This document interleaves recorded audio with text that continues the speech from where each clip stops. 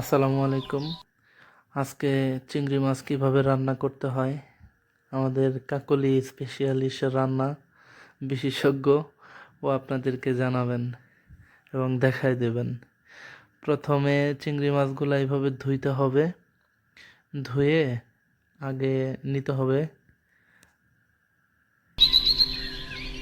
কারণ বাজার থেকে চিংড়ি মাছগুলো মাত্র নিয়ে আসা হয়েছে, তো ময়লা থাকতে পারে, তো এই কারণে আর কি ধুয়ে নিচ্ছে। তো দুবার হয়, দুইবার ধুইছে।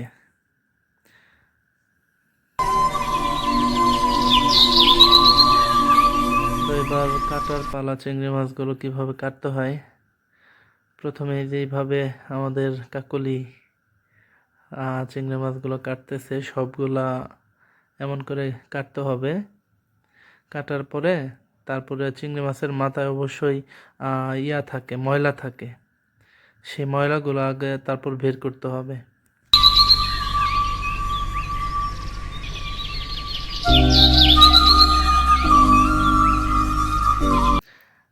একবার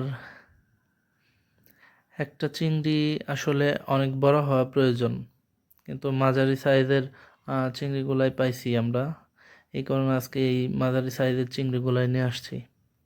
তো নেক্সট টাইমে আর বড় চিংড়িগুলো নিয়ে আসা হবে।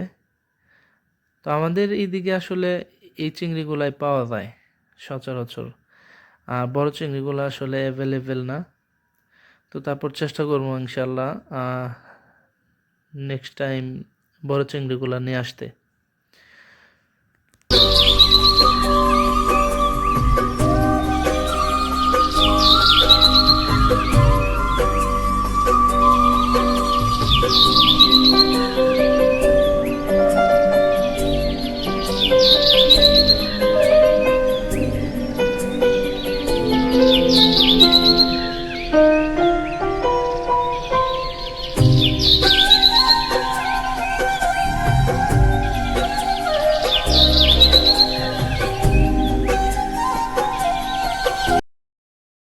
তো এই যে চিংড়ি মাছের ভেতরে ময়লা, এই ময়লা এইভাবে পরিষ্কার করতে হবে সবগুলোই। ময়লাগুলো আসলে পরিষ্কার না করলে ভিতর থেকে টান দিলে বের হয়ে যায়।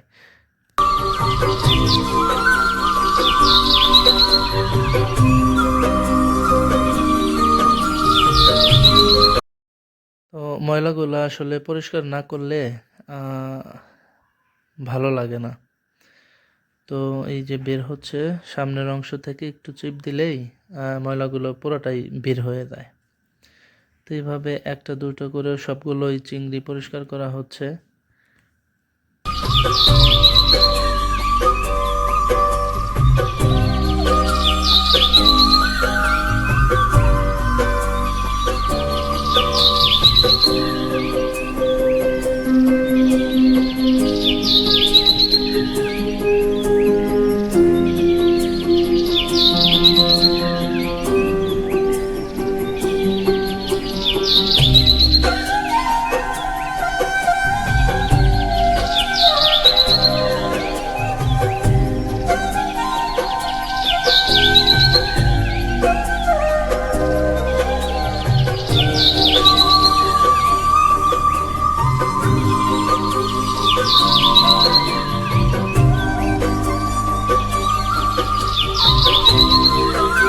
আমাদের চিংড়িগুলো সবগুলোই পরিষ্কারের শেষের পথে।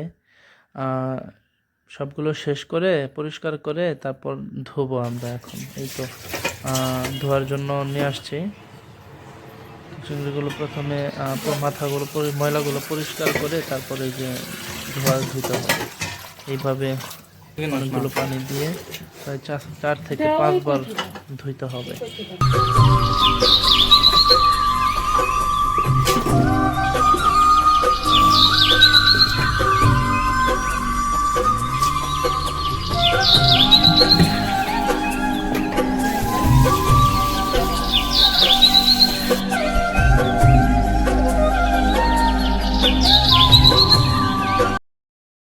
তো আমাদের চিংড়ি ধোয়ার পালা শেষ, আমরা রান্নার জন্য প্রস্তুত করতেছি। প্রথমে অল্প আছে হাঁড়ি চুলায় দিতে হবে। থেকে তারপর তেল দিতে হবে। হাঁড়ি গরম হলে প্রয়োজন মতো তেল দিচ্ছে।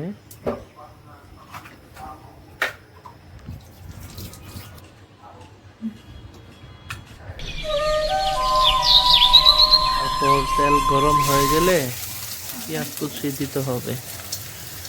তো পেঁয়াজ কুচি আমাদের ততক্ষণ ভাজতে হবে যতক্ষণ পর্যন্ত হালকা লাল কালার না আসে, ঠিক ততক্ষণ পর্যন্ত আমাদের ভাজতে হবে পেঁয়াজগুলো। তো এইভাবে আমাদের প্রায় ব্রাউন কালারের মতো হচ্ছে আর কি, প্রায় মাছ পথেই আমাদের পেঁয়াজ কুচিগুলো।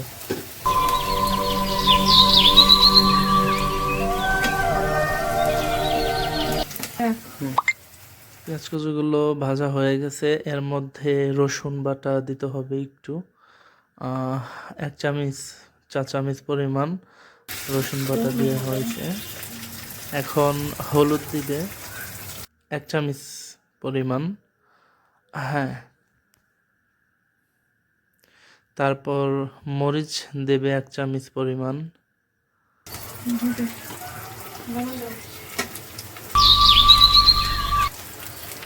প্রয়োজন মতো লবণ দিতে হবে। এগুলো দিয়ে ভালো করে ভাজতে হবে একটু, কিছুক্ষণ 5 থেকে 6 মিনিটের পর মতো ভাজে হালকা একটু পানি দিতে হবে। তো পানি, এই যে পানি দিচ্ছি, পানি দিয়ে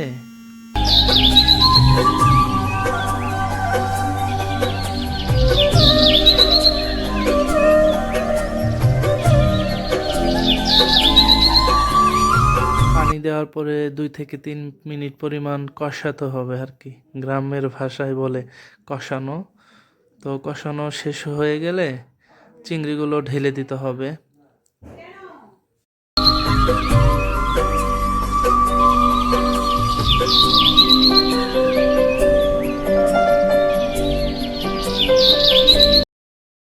তো 4 থেকে 5 মিনিট পরিমাণ আবার কষানোর পরে ঢেকে দিতে হবে। ঢেকে দিয়ে অল্প আঁচে একটু সিদ্ধ করতে হবে। তো এইভাবে একটু নেড়ে দিচ্ছি, দেখি কেমন হয়।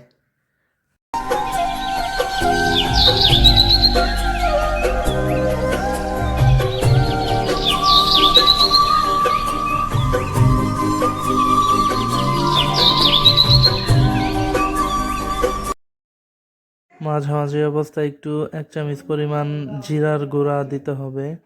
তো জিরার গুঁড়াটা অবশ্য প্রথমে দিলেও হয়, মাঝখানে দিলেও হয়, তো আমরা রান্নার মাঝখানেই ব্যবহার করি।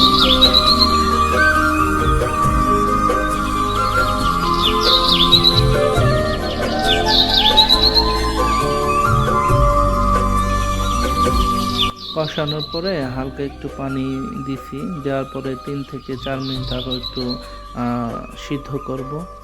তো আমাদের রান্না প্রায় শেষের পথে, এই তো আমাদের রান্না হয়ে গেছে। অবশ্য আমরা একটু ঝোল বেশি খাই, তো ঝোল গ্রামের ভাষা, অর্থাৎ সুরা, তো এগুলো একটু বেশি রাখছি।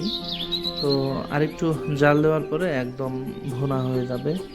তো এই ছিল আজকের রেসিপি আমাদের কাকুলির রান্না। ইনশাআল্লাহ অনেক আশা করি টেস্ট হয়েছে। তো যাক, আলহামদুলিল্লাহ, হ্যাঁ সত্যি ভালো লাগতেছে আমার। ইনশাআল্লাহ টেস্টটা আপনাদের জানাবো।